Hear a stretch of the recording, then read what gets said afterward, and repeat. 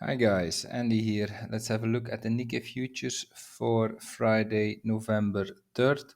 For the record, today is Thursday, November 2nd. Time is around 6 p.m. GMT. So we are further extending here in this C wave.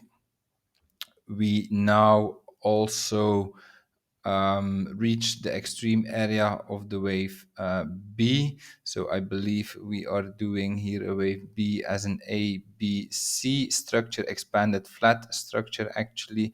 Here or wave A, then an overshooting wave B, and then a very strong reaction to the upside as a C wave.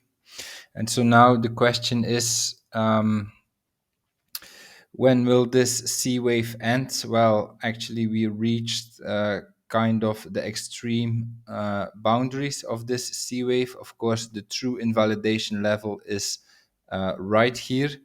This top right here is our invalidation level for this scenario. And yeah, the RSI is not giving us much information.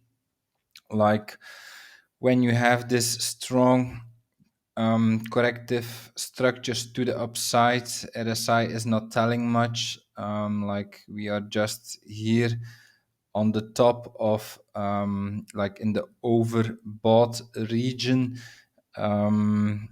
It's similar like when we had this corrective structure up right here, also a very strong push up.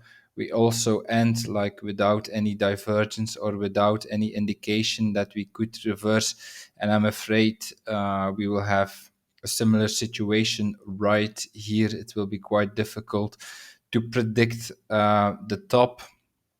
I believe, yeah, at some point we will just start to drop out of nothing, but without really a warning. So also on the 15-minute, yeah, we don't see much. This RSI structure becomes useless if you extend like this. So the only level we can look at is this level for now. This is the invalidation level of discount. So therefore, maybe let's go to the 4-hour chart. If we would take out this high right here, then I will discuss these scenarios in more depth when I'm doing my higher time frame analysis. But just to give you an idea, if we take out the high right here, then it could be like I had on my charts earlier that we are still working on this wave X, and that we have this wave X here in 3, 1, 2, 3. And then after taking out this high, we go down to make the wave Z. That's a possibility.